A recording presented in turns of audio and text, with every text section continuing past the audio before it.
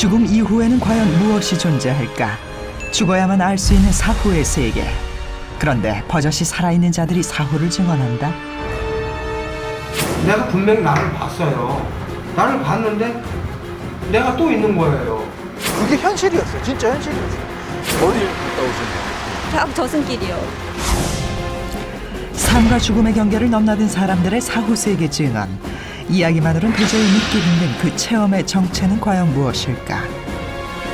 원칙은 그런데 만약에 그런 일이 있었다면 좀 미스터리한 부분이죠. 그냥 환상뿐이다 막 그러는데 아니라고. 난 내가 겪었는데요. 왜 그걸 없다고 어떻게 없다고 할 수 있겠냐고. 인생에서 가장 위태롭던 순간, 너무도 강렬하게 스친 체험. 과연 사후 세계의 증거인가? 뇌에서 일어난 환각인가? 풀리지 않는 수수께끼 임사체험의 진실. 지난 2007년 8월 사후 세계가 존재한다고 주장하는 사람들의 이야기를 취재 방송했던 리얼스토리며 사망한 지 12시간 만에 소생하고도 멀쩡했던 기적 같은 사연이 소개되었다. 진짜 사망인데 당신은 살아났어요 그러더라고요. 4번 써있잖아요. 이게 이제 심장 전기 충격 주는 거예요. 그거 4번 한 다음에 제대로 돌아왔다고 적혀있어요. 방송 이후 신기하지만 도저히 믿기 힘들다는 시청자들의 반응. 그러나 체험 자체만으론 엄연히 존재하는 현상이며 정신의학계에서는 이것을 임사체험이라고 표현한다. 죽음까지 갔다가 살아남은 자들이 죽음 너머의 세계를 엿본 이미지 체험. 꿈도 아니고 현실도 아니고 죽어봐야만이 알아요. 지옥을 갔다 온 거예요. 유명인들의 사례까지 속속 알려지면서 임사체험에 대한 관심도는 점점 높아지고 있는 추세인데 과연 임사체험의 정체는 무엇일까? 제작진은 죽었다가 살아난 사람들을 좀 더 만나보기로 했다. 어렵게 만난 임사체험자 하영식 씨. 그는 어쩌다가 죽었다 살아나는 엄청난 일을 겪게 된 것일까? 나 허리 아파가지고서 이게 사고 난 대로 이거 허리야. 이거 뭐라 그랬지 이게? 허리밴드요? 이거 허리 이거 대고 있는. 사고는 이후에 이거 계속 착용하고 계셨던 거예요? 그럼 이거 계속 이거 차고. 10년 전의 교통사고. 당시 현장의 사람들이나 구조대원들은 그가 죽은 거나 다름없다고 생각했다. 무릎이 7조가리가 났고 이제 배에 가서 콩팥이 터졌고 창자가 17cm 절단했고 갈비 4대 나갔고 또 이빨 7대 코뼈가 없어졌고 뇌수술을 받았고 그리고 눈은 눈이 사파리라고 그러나 한테 뭉치지는 거 초점이 저 나오나 그냥 보여줘야 알겠어? 온몸에 산재해 있는 사고의 흔적들만으로도 당시 그의 위중한 상태를 짐작할 수 있는데 정말 죽었던 것일까? 그때 아주 불가사의한 경험을 했다는 하영식 씨. 내 육체는 보이면서 나는 따로 다니는 거예요. 내가 분명히 나를 봤어요. 나를 봤는데 내가 또 있는 거예요. 놀랍게도 몸에서 혼이 빠져나갔다는 것인데 그리고 그는 눈 깜짝할 사이 현장을 벗어나 알 수 없는 장소에 이르렀다. 텔레비 화면 같은 데에서 불이 싹 비치는 거예요. 근데 그쪽에서 황야의 무법자에 나오는 그 무법자들의 그 모자 쓰고 그 망토 같은 옷을 입고 그런 나풀거리면서 뭐가 내려오는 거야. 그래서 어느새 내 옆에 와가지고 비키라니까 안 비키더라고요. 그랬더니 내 이마를 떠다 미는 거예요. 밀쳐져서 넘어진 쪽엔 어떤 환자가 누워 있었다. 내 이름이 하영식인데 거기 환자도 하영식이가 있는 거예요. 하영식이라는 사람 그 환자한테 내가 넘어지고서부터 아팠던 거예요. 내가 꿈은 깰 수도 있고 꿀 수도 있는데 이거는 꿈이 아니고 내가 그 현실을 사실은 그게 현실이었어요. 국제임사체험연구단의 조사에 의하면 하영식 씨와 같은 임사체험자가 미국에만 약 13만 명으로 사후 세계의 체험이 그저 터무니없는 이야기라고 치부할 수만은 없는 상황이다.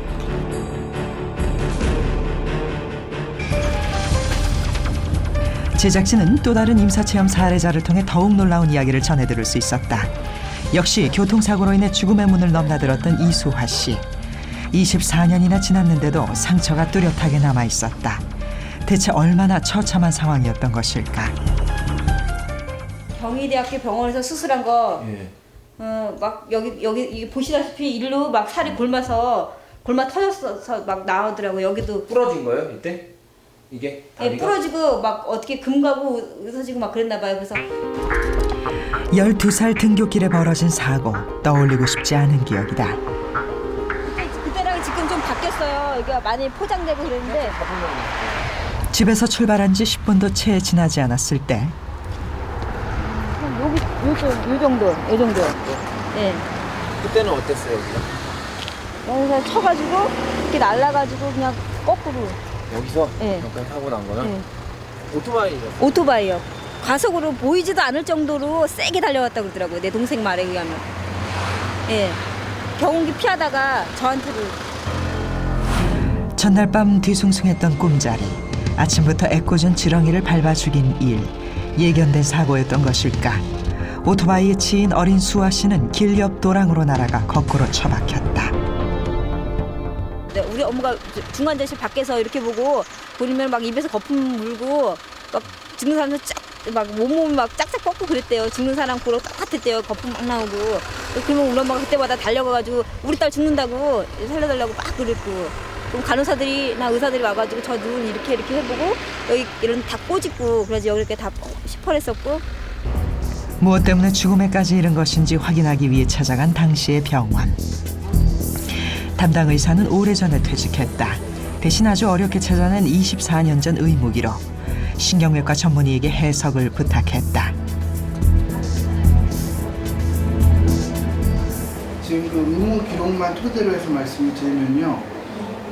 그러니까 84년 7월 11일 날 아침 8시에 학교 등교하시던 중에 교통사고를 당하신 거예요. 그러시고 나셔서 이제 다른 병원 들려서 저희 병원 응급실에 오셔가지고 중환자실까지 들어가셨고요.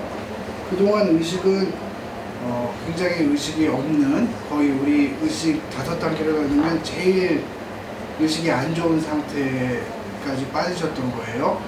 그러다가 보시면 8시 30분 정도에 오후 8시 30분 사고 난 그때 이제 다시 의식이 한 단계 위로 깨어나는 그런 소변을 보이고 있고요. 사망했었다는 내용은 없지만 약 12시간 동안 무의식 상태였는데 그 사이 대체 그녀에겐 무슨 일이 일어났던 것일까? 병원에서는 제가 누워있는 것조차도 뭐 제 옆에 누가 있고 그런 것 자체도 모르고, 다만 제가 생각나는 거는 제가 누워있고 또 다른 제가 떠서 저를 이렇게 내려다보고 있는 거, 또 엄마가 이렇게 계시다가 일어나서 부시시하고 피곤하신 얼굴로 저를 이렇게하고 쳐다보시는 거. 하영식 씨와 같이 유체 이탈의 경험을 했다는 그녀.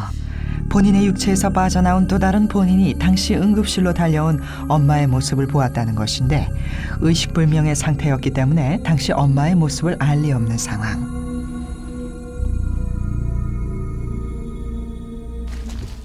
직접 어머니를 만나 확인해 보기로 한 제작진. 그녀와 함께 친정을 찾았다. 앉으세요. 네, 알겠습니다. 아무도 안 계시고요 지금? 아니, 저희 엄마 이제 오실 거예요. 아 지금 오시고요? 네.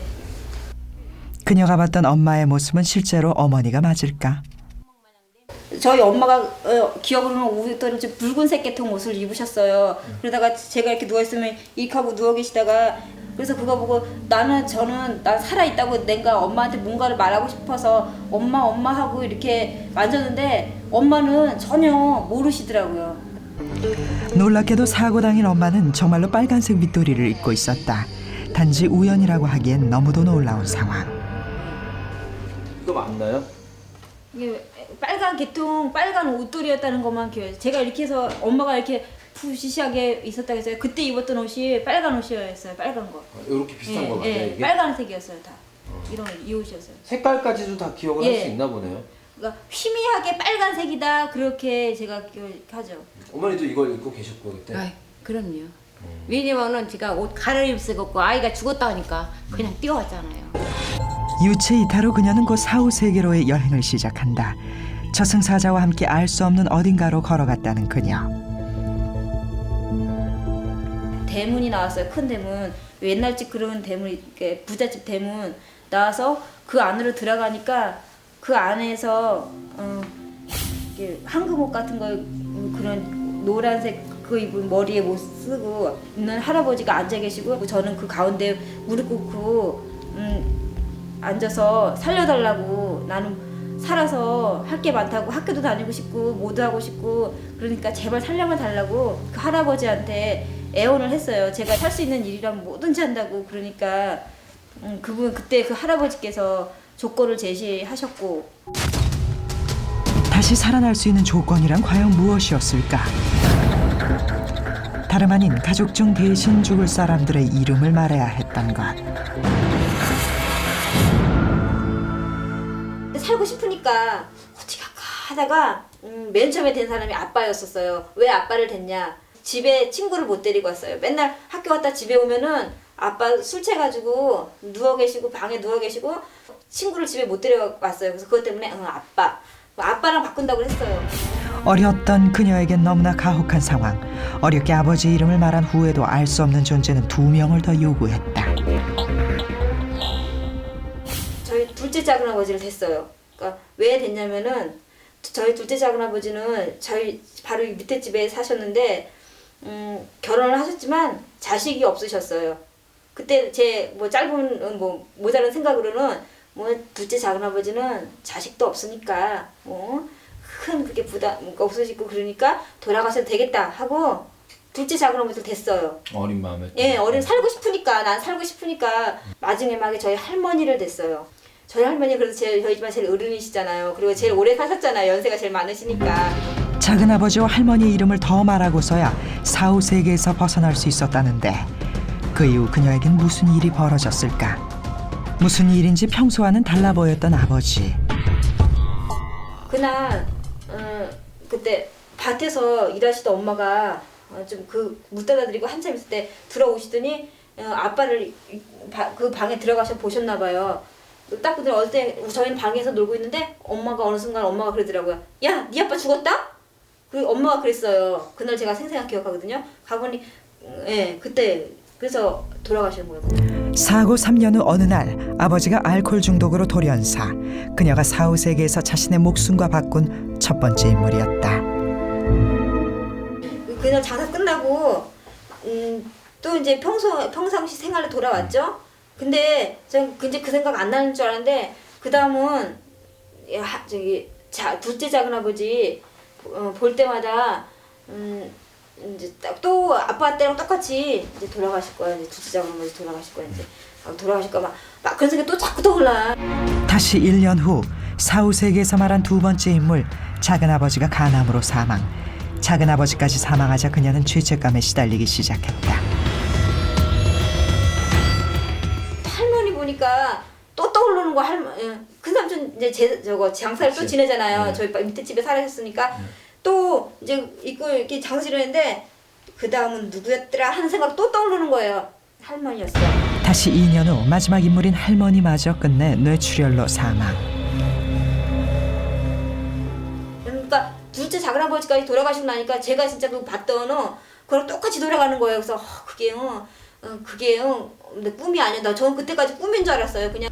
그녀 대신 죽어도 된다고 했던 가족들이 말한 순서대로 세상을 떠났다는데 우연의 일치라고 하기엔 너무도 불가사의한 이야기.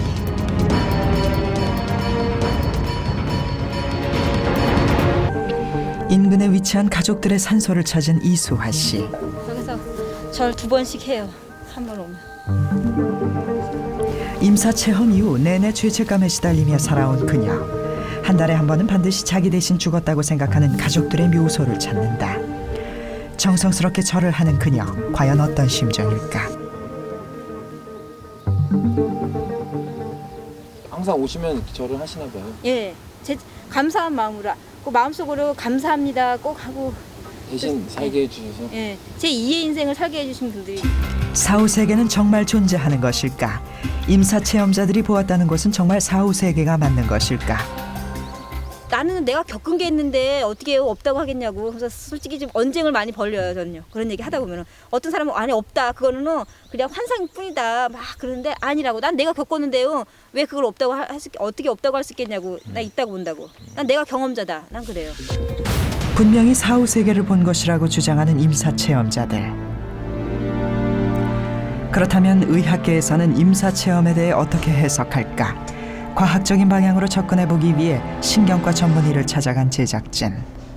과학적으로 여러 가지 뇌를 자극해서 나타나는 현상을 이렇게 논문에 발표된 거 이런 경험을 쭉 보면 그러니까 사후 세계에서 경험했다는 그런 여러 가지 것들 유체 이탈이나 뭐 환각이나 착각 뭐 어떤 누구를 만나고 왔다 뭐 이런 것들을 특히 뇌 중에서도 척두엽이나 후두엽 부분을 자극함으로 인해서 그런 현상을 느낄 수는 있다고 생각이 되거든요. 그래서 그게 뭐 과학적으로는 이렇게 설명할 수 있는 한 가지가 될 수 있지 않을까 생각을 합니다. 임사 체험은 단지 뇌가 심한 자극을 받았을 때 일어나는 환각일 뿐. 사후 세계의 증거일까 환각일까? 과연 임사 체험의 진실은 무엇일까? 병원에 이제 입원해 있는 동안에 21일 동안 이렇게 제가 있다가 깨어나가지고 제가 이제 제 동생한테 얘기를 해줬거든요. 혼수 상태였던 21일간 임사 체험을 했다는 임정근 씨. 5년 전의 사고로 인한 그리 오래 지나지 않은 경험. 오늘 아까 저 점심시간 전에 이야기 들었을 때 대반 이 어디서 난 사고인지 딱 아셨죠? 네, 기억합니다. 이거는 무수한 사건 사고를 처리했던 형사들도 또렷이 기억하는 대형 교통사고. 축이 이 정도 있던 게 뒤로 밀려 나갔죠. 당시 사건 담당 형사의 도움으로 사고 현장에 가보기로 한 제작진. 사망 사고 난 줄 알았죠. 그 당시에는? 그렇죠. 네, 현장에 와보니까 오토바이 부서진 게나 떨어지고 피 흘려 있는 거나 차 부서진 것 정도를 봐서는 야 이건 보통 사고가 아니구나. 요 현장이 요 앞입니다. 어때요? 어디 여기예요? 네. 사진 속 현장의 실제 장소. 아무것도 기억하지 못하는 본인에게 형사가 당시 상황을 설명한다. 오토바이도 이렇게 하고 있었겠네. 네? 오토바이도 이쪽으로 오고 있었겠네. 오토바이도 1차선, 차는 본인이 주장할 때는 2차선. 2003년 3월 오토바이를 타고 귀가하던 정근 씨. 마주오던 자동차와 정면 충돌했다. 동시에 허공을 가르고 떨어진 오토바이와 사람. 자그마치 14m나 먼 도로 위에 떨어졌다는 정근 씨. 이쯤 부딪혀 가지고 오토바이는 저기 2차로 3차로 차선 뻔한데 저쯤에 떨어지고 사람은 저기 저쯤 많이 뚫려나가네. 저쯤에 떨어지고. 순간적으로 의식을 잃은 그는 이후 상황은 알지 못했다. 이미 알 수 없는 다른 공간에 있었다는데. 현실 세계인데 좀 뭔가 좀 이상하게 좀 이상한 신기한 세상이었죠. 그런데 거기는 또 언제나 밤이더라고요. 딱 보면은 이렇게 보이긴 잘 보이는데 하늘은 딱 보면은 어두운 밤이에요. 이거 참 이상하다 그런 생각했죠. 왜 해도 안 뜨는데 보이긴 잘 보이는데 위에는 밤하늘이고. 여기서 보았던 그곳을 그는 사후 세계라고 믿고 있었다. 빛과 어둠, 그리고 알 수 없는 존재와의 만남. 거기서 이제 계속 이제 돌아다니다가 저쪽 멀리 이렇게 내려와가지고 이제 저쪽 가니까 뭐 대구역 같이 생긴 그런 역 같은 그런 데가 있어요. 그래 깨어나기 전에 본 게 거기였죠. 역에 가가지고 나는 또 이제 내 동생을 계속 찾았죠. 그때까지 못 찾았으니까 계속 어딨지 내 동생 찾아야 되는데 하면서 왜 그렇게 내 동생을 찾았는지 난 모르겠는데 하여간 그랬어요. 그렇게 하다가 일어나서 딱 깨니까 내 동생이 옆에 있고.